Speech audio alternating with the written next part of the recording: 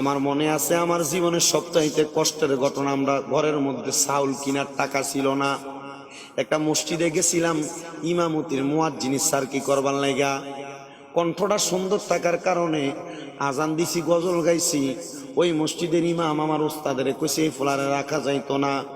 আবার তার পার্শ্ববর্তী বন্ধুর কাছে কইছে তারে মসজিদে মুয়াজ্জিন হিসেবে রাখলে 2 দিন পরে তে আমার চাকরি খাইব। আমার যখন রাখলো না, আমি আমার ওই উস্তাদের কাছে আইসা চোখের পানি দিয়ে ফালাইয়া ফালাইয়া কান্না কইরা দিছি। হুজুর কই কিরে বেটা, মুয়াজ্জিন স্যার কি লেগে গেছ তুই, চোখে হয় নাই এই জন্য কান্দস? আসলে এই জন্য কান্দি নাই, কান্না করছি ঘরে চাউল কেনার টাকা ছিল না এই জন্য। হুজুর কই আর মুয়াজ্জিনি করা লাগতো না।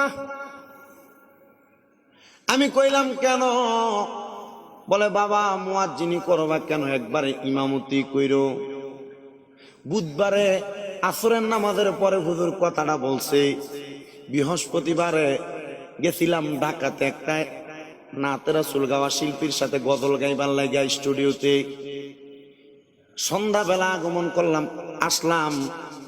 আসার পরে একটা ছেলে আমার সাথে মাদ্রাসায় পড়তো, আমার জুনিয়র ছিল, ক্লাস 9-এ পড়তো।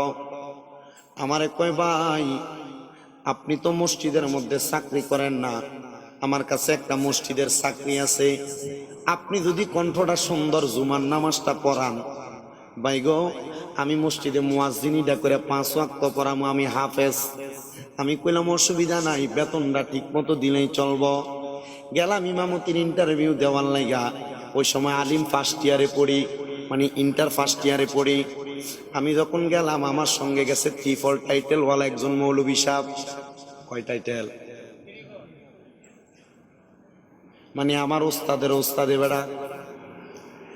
আমি ছোট মানুষ দেখা আমারে দিছে জুমার নামাজে প্রথম 15 মিনিট ওয়াজ করবার লাইগা। ছোট মানুষ জিকির আজকার কইরা মিলাদ শরীফ কইরা 5 মিনিট ওয়াজ করছি, বসায় দিছে। পরের 15 মিনিট ওই মৌলভী সাহেব ওয়াজ করছে। এটা এই লাইনের না, মানে আমরা সুন্নি জামাতের লাইনের না। এটা কি হেডা কোন আপনারা আশঙ্কা বুঝছেন আপনারা?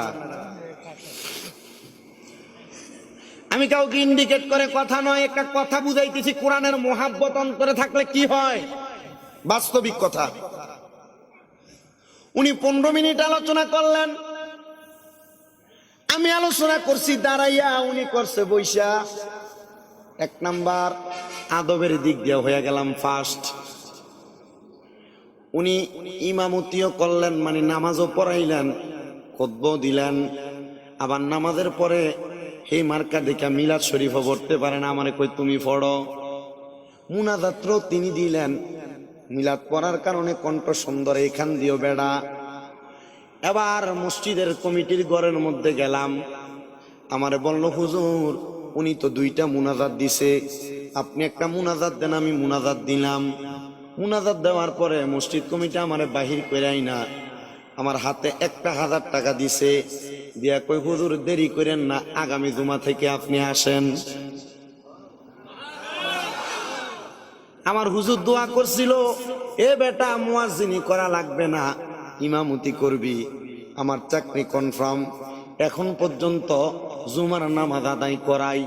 আহারে বন্ধু, একমাত্র আমি দেখছি হুজুরের একটা এলমে তাসাউফের আলাদা ক্ষমতা আছে। আমারে অনেক সময় অনেক বিষয়ে হুজুর বইলা দেয়, আগামী 1 মাস সাবধানে থাকবা বাবা। আমি জিজ্ঞাসা করি হুজুর কেন? বলে 1 মাস পরে তুমি আইসা বইলো কেন? ঠিকই দেখতাম একটা বিপদ আসছে, ঠিকই দেখতাম যে কোন একটা সমস্যা হয়ে গেছে। আমি একদিন ইলমে তাসাউফের কিতাব পড়তে যায় দেখলাম আমার আল্লাহ ভবিষ্যতে কি হবে এই খবর আল্লাহর প্রিয় বান্দাদেরকে আগে জানিয়ে দেয়। তারা কেমনে জানে? মুসলমান মুরাকাবার মাধ্যমে। এই জন্য আল্লাহ পাক রব্বুল আলামিনের কোন প্রিয় বন্ধুর সামনে, পীর মাশায়েখের সামনে বেয়াদবি করা যাবে না।